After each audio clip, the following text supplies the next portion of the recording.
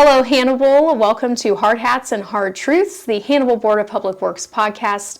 I am Erica Mitchell, your host, and I'm joined today by our special guest, Jared Stewart, who is our electric department supervisor. Welcome to the show, Jared. How are you? Thank you for having me. Great. I'm so glad to have you here today. We are going to talk about who owns what today regarding electric service areas of responsibility. So we chose this topic specifically for this podcast because it can be confusing for customers to know, what is their responsibility to maintain or replace versus what is the HBPW's responsibility. And anytime we have that kind of situation, it can be confusing. I think a lot of people think all of it is owned by the BPW, but it's not. So sure, yeah. So we're going to go over all of that today and hopefully, clear up some questions that people may have. But before we get into all of that, we want to go over your experience here, because you've been here a long time. And so if you could just share with us, how long you've been here and what all you've done here at the BPW. Well, I started as a second-year apprentice in August of 2001, become journeyman. Pretty sure the winter of 05 was a journeyman for 5 years. Was offered position, supervisual position, took that and have been that ever since. So about 15 years. So I'm starting my 26th year in August 1st of this year. Wow. Yeah. So I actually didn't realize that the majority of your time here you've been in the supervisor position for the electric department. So yeah. And even during that time, you've still, we can talk more about that too with mutual aid and stuff. You still will, get up there in the bucket and help restore power and do all those things. Well, yeah, I was at one time, but now in supervisual. No. Yeah. Yep. I'm strictly supervisor. Yep. Yeah, that's wonderful. So, well, we appreciate all you do here. Certainly, that's a lot of dedication and service to the Hannibal community, and that's been kind of a theme with some of the guests we've had on the show. So far this year, is people who have been here, 15, 20 plus years. So it just goes to show you, how great it is to work here for the BPW for the Hannibal community. So, well, let's go ahead and jump into our topic for today. It's storm season, as you know. We both enjoy severe weather and following that. We have a lot of, discussions about that, and paying attention to the weather is both, kind of a hobby and also an important part of our jobs here at the BPW, especially you, because when it comes to that storm season, the service that it's going to impact is electric, usually, right? With windstorms and things like that. So this time of year, we might see some damage to electric equipment due to severe weather, correct? Is that typically when you see that? Yes, typically. High wind storms, especially predominant in the spring, as you well know. Yeah. People watch weather. We're an ag economy in the northeast corner of Missouri. Farmers, it impacts farming and our community the same kind of how it impacts our electrical system. Typically tree damage, roof damage, stuff like that. Things get in the air when the wind blows really hard, gets into lines, branches break off. Trees have lifespans, so dead trees, tops break out, stuff like that. Right. Yeah. Now, I know that, our tree trimming crew has been very proactive the last, handful of years and really trimming those back that are within our scope of responsibility, and that has helped tremendously, correct? It has. If you were lucky enough to experience the 2013 May windstorm, I think it was May 13th time frame, we had a storm that kind of popped up in the Mark Twain Lake area, packed really heavy winds. I think it was registered in that 100 to 110 mile an hour range. Wow. Predominantly over like the middle school, kind of came through, I guess you would say like the hospital, middle school kind of went that area is where most of our damage was. Within 20, 30 minutes, we had 96% of our meters out.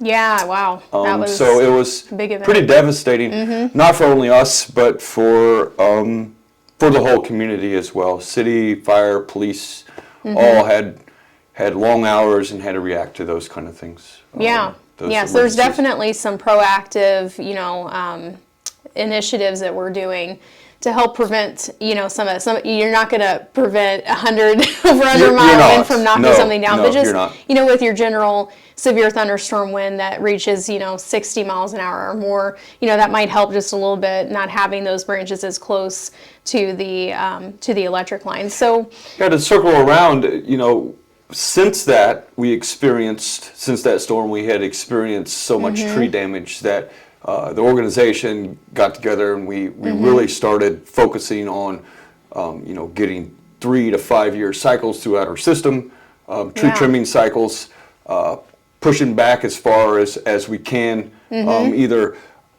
the homeowners allowing us or our legal limits to where, sometimes it gets a little contentious when you trim trees. People are fairly passionate about them. Yeah, yeah. And it's opposite spectrum. Cut it down or don't touch it. So it's one of those things that, we try to balance and do the best for our community and do the best for each homeowner. And we do have a certified arborist on staff at all times. Right now, currently, we have 2 crews. At the time after the storm, we had 3 crews for a while. Now we've kind of pared it back, making sure that we meet our rotations and get everything covered.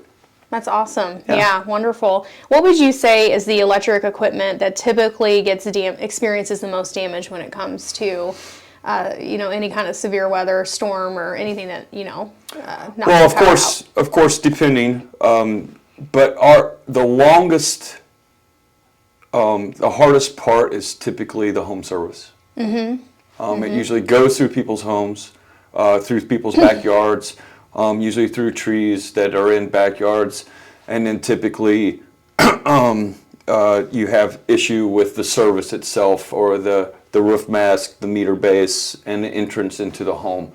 And a lot of times you have to wait, especially when you have big, massive storms. You have to kind of go through. There's only so many electricians throughout town to repair those, and getting good attachment points. Typically a lot of damage to homes when you have bad storms, and getting through the inspection process and getting people re-energized. We had mutual aid on that 2013 storm. Our guys have helped other communities. The guys, the linemen and girls throughout the electrical community, setting poles, getting wire in the air, out on the road. That's really kind of their bread and butter, and they can really kind of rock through that stuff. It's the getting into backyards and getting into people's services and managing that and getting through the inspection process and getting services put back on the back of the homes and getting that stuff typically takes the longest time. Yeah. Which that makes sense. That's a little bit more detailed work and intricate work. Absolutely. So, the best you can you kind of provide just for our, our audience, an overview of kind of what electric equipment is the customer's responsibility, and then what is the HBPW's responsibility? Just what's that separation look like? So currently at the BPW, our policy states that the customer is responsible for the entrance and the attachment point, service on the side of the home. There's other utilities that own the services on the side of the home. So it's not a one-size-fits-all. It's not a one-size-fits-all. Unfortunately, that's kind of the electric industry in a whole. There's a lot of different ways to do and provide service to customers. The BPW, when established electric, that's what they chose, and that's how they've chose to provide service. So the homeowner is responsible for their entrance, meter base, and roof mast, and the attachment point to the BPW. The BPW then gets permission from the homeowner to provide them service, and that's us bringing in wire and provide them adequate service to whatever size service they have for their residents. Okay, yeah. So, it's really interesting to know that it really isn't the same from one town to another, or it just in one utility to another. RECs, IOUs, or investor-owned utilities, your Amerons of the world, and then municipalities, they all kind of have their own policy, procedure, and how they provide service. Yeah, it's very interesting for sure. Do you ever experience instances, I'm sure you do, but when you have to wait to restore power until the customer can repair their portion of, what electrical equipment is their responsibility? Is there ever a time where you can't move forward until their part is fixed? Yeah, sometimes services will be ripped off the back of the homes because tree trims or their attachment point fails and pulls it off home just on a normal day.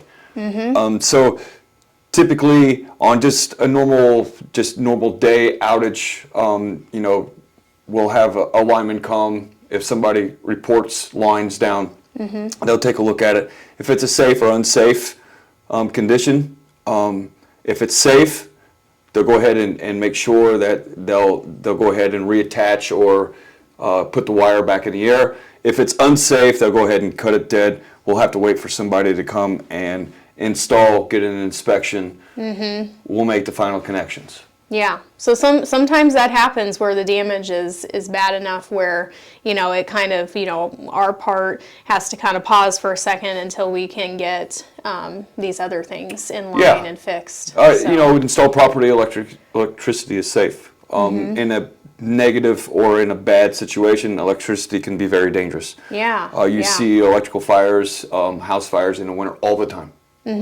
Throughout our communities, throughout the United States. Typically, things that go wrong, insulation, when you have things fall, they pinch wire, you can't really see that. So, safety is the biggest key to those. We want the homeowners, although inconvenient, I would rather them and their family be safe than have power and it may not be safe. If that makes sense. Absolutely. And kind of while we're on the topic of power restoration, I think it might be worth also talking about, and we've shared this at least, on our social media platforms, and I believe it's also referenced to a certain degree on our website, but, kind of what does the power restoration process look like? I think sometimes, people, might think that it's more simple than it is, but there's kind of a series of steps that we have to go through before we can get to residences and businesses and restoring them. We have to check, A, B, and C first before we get to that. So kind of the first thing is anything medical sensitive, first responder sensitive. If they're out of power and they don't have generation, we make sure that we kind of focus in those areas. But in general, we have substations are major transformers that provide voltage throughout our system, and then throughout our system we have what is called three-phase and single-phase, and there's even dual-phase as well, but mostly three-phase and single-phase. So our major circuits is what we focus on first, and then we start stair-stepping down.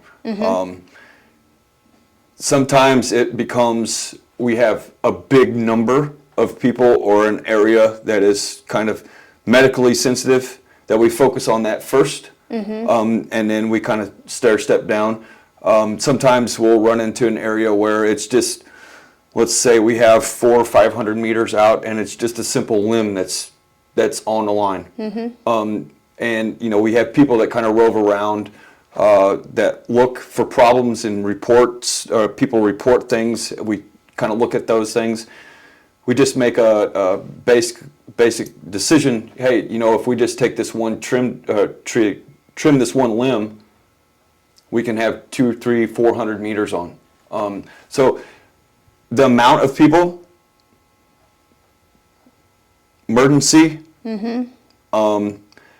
that's where, like we spoke before, what takes the longest is it's typically those onesie, twosie, single services that everybody else has power around, and believe me, we get those phone calls. Everybody else has power but me. A lot of times we're out restoring big number outages, and then we'll start hitting those onesie, twosies, and that's the reason why they kind of usually ends up kind of later parked of the restoration process. Yeah, yeah. So, yeah, it's definitely a process, and it's built that way. You know, obviously safety is always the number one, Yes. priority, but it does have to be done in that order for many reasons. But safety is definitely a big one there. So at least that gives a little bit of an overview of what that kind of looks like. So next time we have an outage, and you can kind of understand that, like, if we have a large scale outage, sometimes it can be simple, and sometimes we can Very get a big complex. chunk on, and then it can be very complex, like you said. So,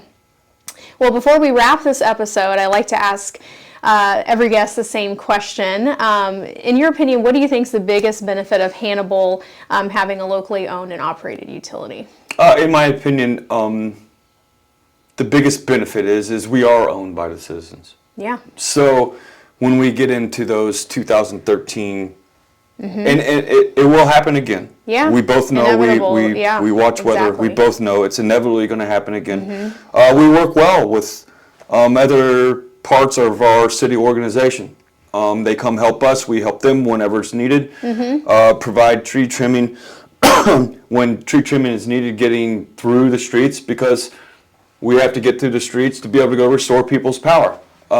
So we all kind of work together. I think that is the biggest benefit of the communal living, the communal utility.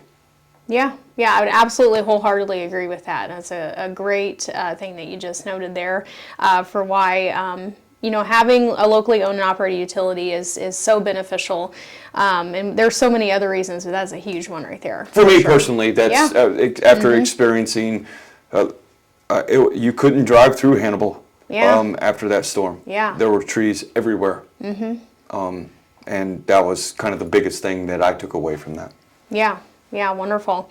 Well, thank you for joining us today, No, Jared. thank you. It was great chatting with you about all of that. I feel like every time I have a guest on here, I learn just a little nugget of information that's new. So thank you for joining us. Yeah. Thank you all for watching. If you have any questions about any of the topics we discussed today, please feel free to drop a comment underneath this video. We'll also have additional links and resources in the show notes for you to access, referencing all of the topics we discussed today in the episode. And we'll see you next time on Hard Hats and Hard Truths.